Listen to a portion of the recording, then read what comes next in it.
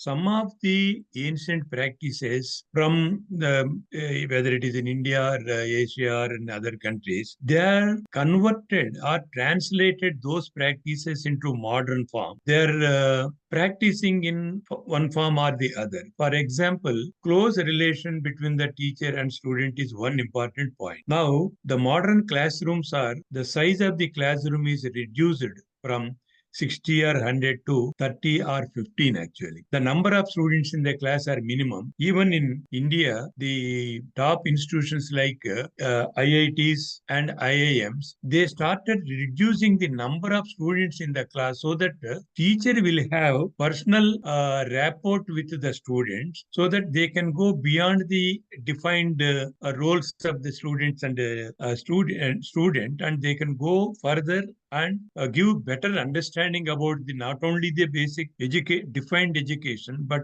go beyond it and then provide some type of vision for the student. This is one aspect.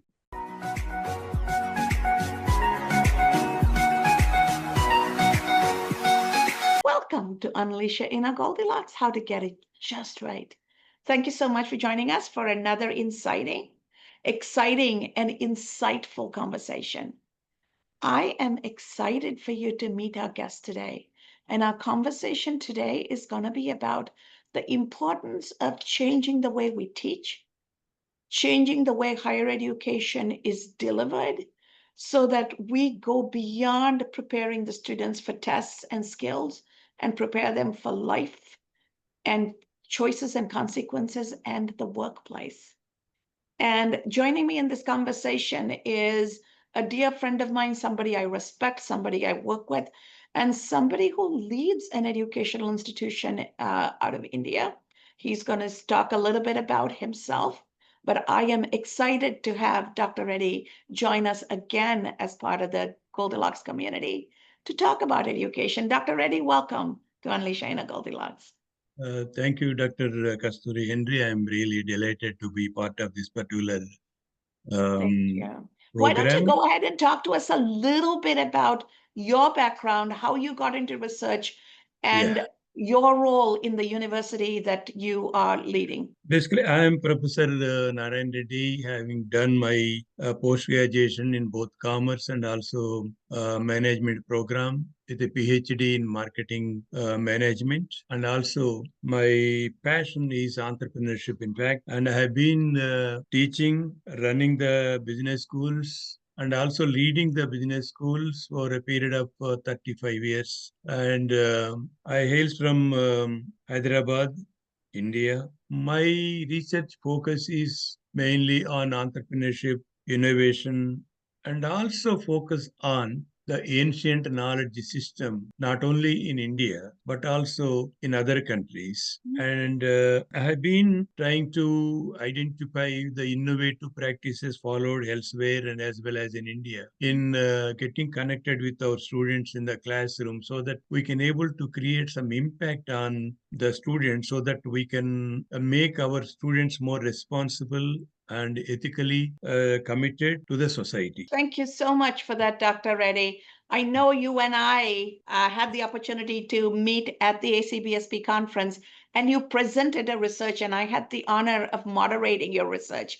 I would love for you to share a little bit about why you wanted to do that research, and then add what were your research findings. See, as on this, we are all in the world of globalization and internationalization, and have been these two are one of the key factors in the landscape of higher education, not only in India but also elsewhere. But in the recent past, the quality and excellence have been the core parameters for universities and institutions to compete and sustain internationally. As we know very well, there are four pillars of education, that is, learn to know, learn to do, learn to live together, and learning to be. The contemporary education emphasizes academic achievements and career readiness, with the teachers focusing primarily on curriculum delivery and examination preparation. This particular factor I observed, and the missing point is the spiritual and moral dimension of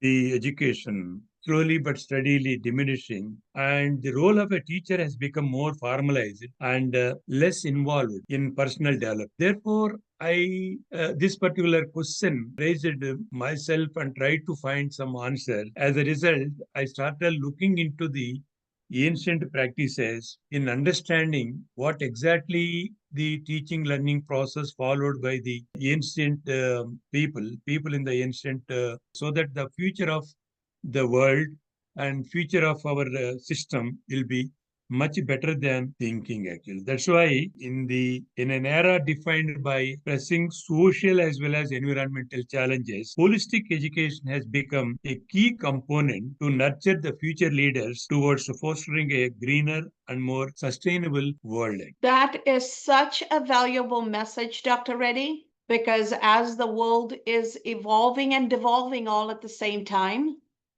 social constructs are changing, environmental challenges are increasing, government and public discourse is at crossroads, and education becomes that singular point that pulls everybody together and brings the harmony we need. So, based on your findings, there's a serious amount of component around ethics and discussion based learning and perspective taking and debating. Can you talk a little bit about how those elements are going to help us build a more understanding, perspective taking society that can accept each other's differences and learn to build something together in spite of our differences? Yeah, thank you. This is a very interesting issue. That's what where I left the point is that the gaps in the present education system raised a question, and I try to look into the ancient practices. So, ancient education system anchored in mindfulness, ancient knowledge systems for cultivating the wisdom, and I also felt that ancient teaching learning process in a more practical way to develop the people. As we all know that it embraces the extremely wide range of philosophies, the teaching models, concepts and constructs, experiences and stories, many of which I felt that they're still relevant to the contemporary world.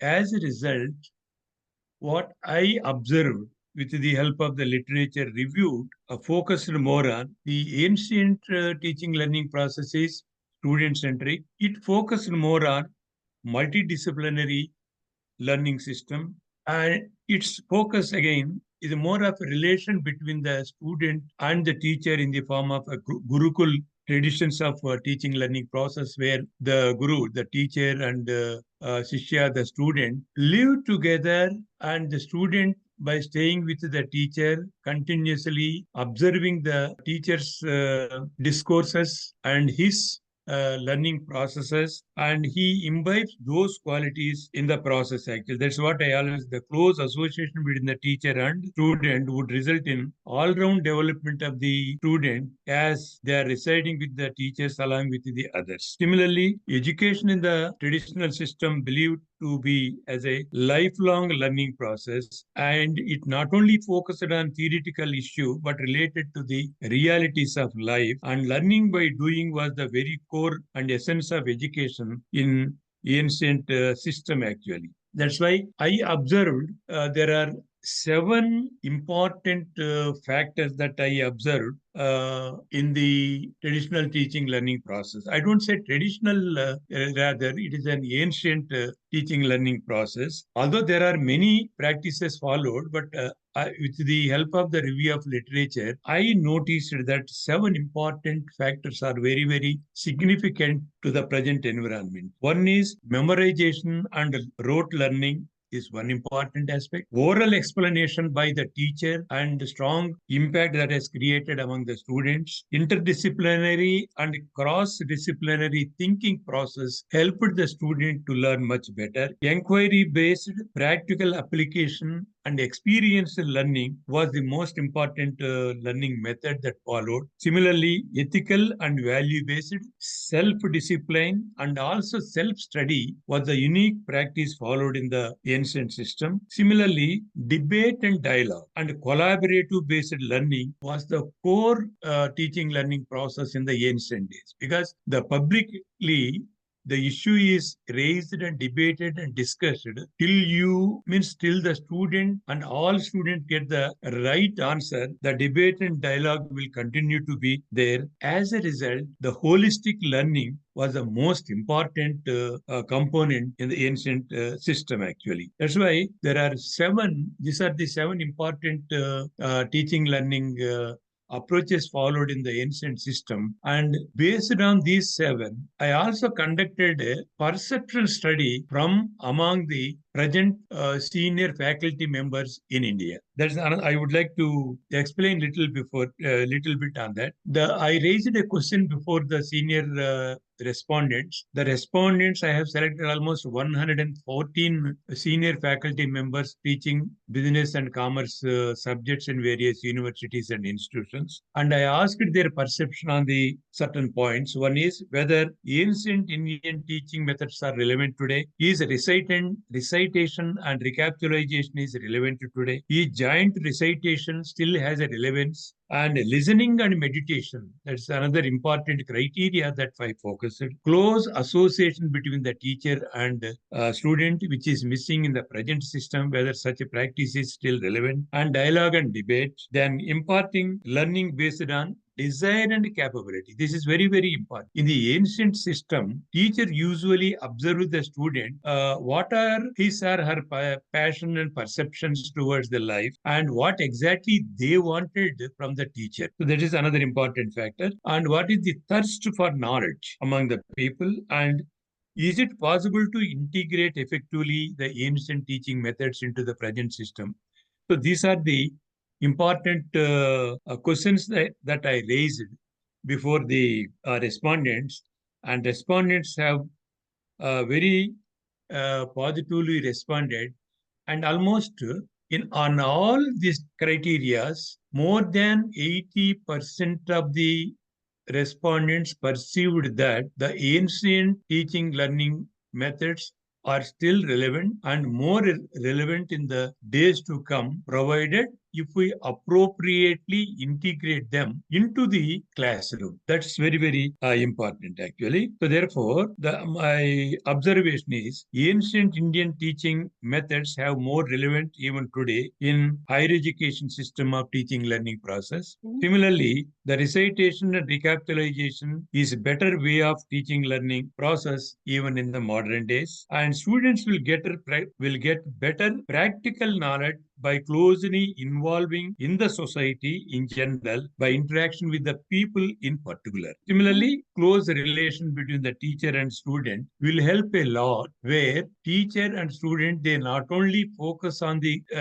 narrowly focused learning process, but they can focus on the entire life. As a result, the student will get better vision and mission for their own life. Similarly, listening the teacher with the concentration, practicing the same in the form of a meditation is having an important a positive development in the study. Another thing is, as I mentioned, thirst for knowledge, that is desire and capability among the students should be the basis for educational activities. So therefore, these are the observations which I noticed during my study, and I thought that we can continue to do the same research even in future, so that we can convert these into modern practices. That's very, very important. That's what I felt that. That is so relevant, especially as I'm listening to you.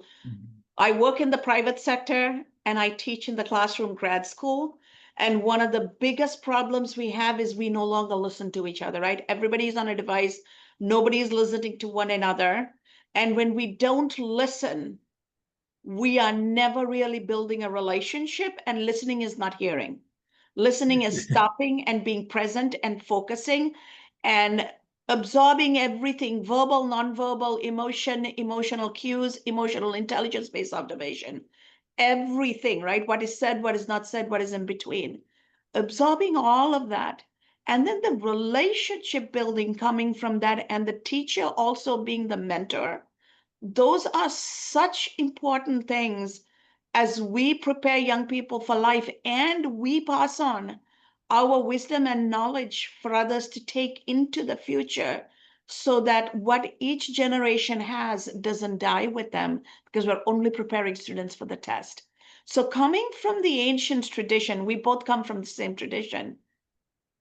How can some of those traditions be brought into the more westernized way of education everybody is following? This is very, very interesting question for discussion, actually. That's what, during the presentation also, it is observed that some of the ancient practices from whether it is in India or Asia or in other countries, they are converted or translated those practices into modern form. They're practicing in one form or the other. For example, close relation between the teacher and student is one important point. Now, the modern classrooms are, the size of the classroom is reduced from 60 or 100 to 30 or 15 actually. The number of students in the class are minimum. Even in India, the top institutions like IITs and IIMs, they started reducing the number of students in the class so that teacher will have personal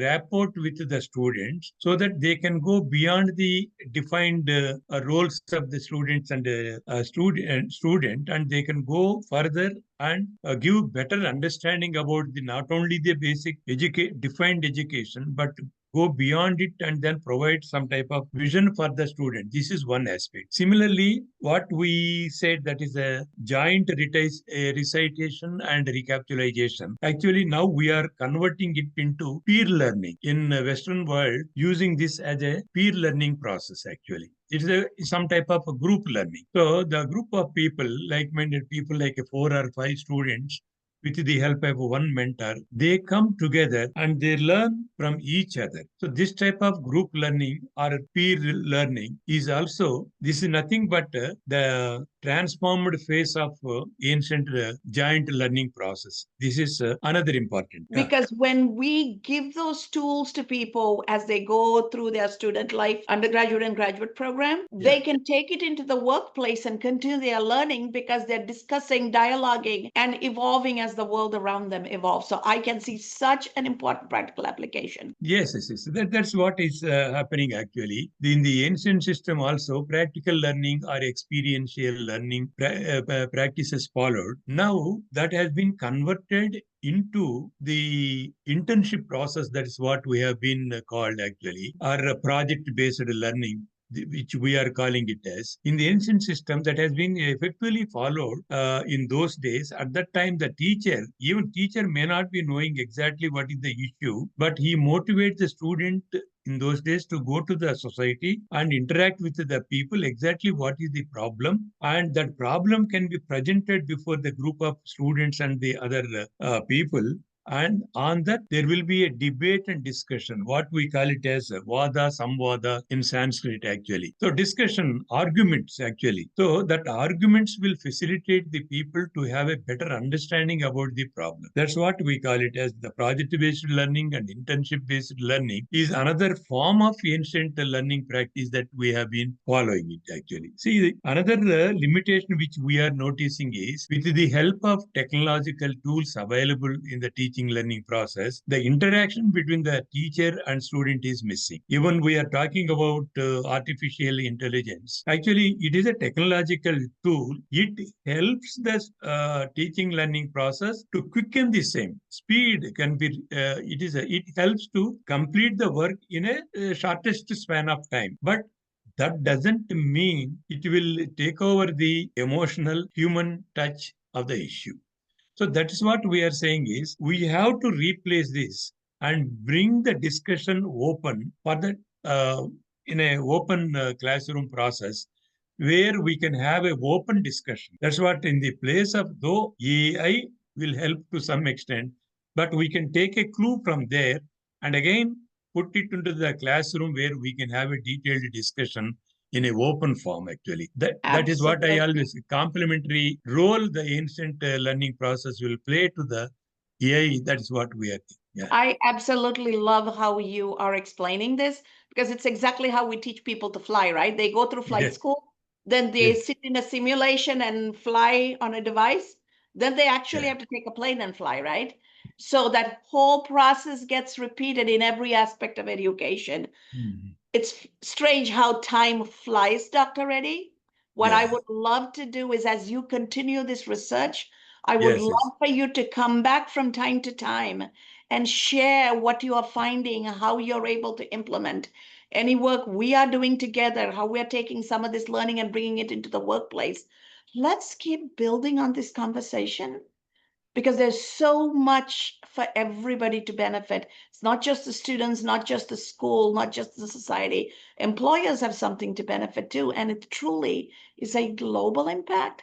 And I see so much harmony that can be created if we allow people the time to learn to listen, learn to argue without fighting. Argumentation doesn't mean fighting, No, it's no. sharing and exchanging. Exactly. That's what actually, see, whatever, see, this is the first time which I attempted to do some research from the ancient background. And there is a lot of support for this type of research. When we presented the same, the people received very positively. That means there is a support and there is some essence in the ancient practices.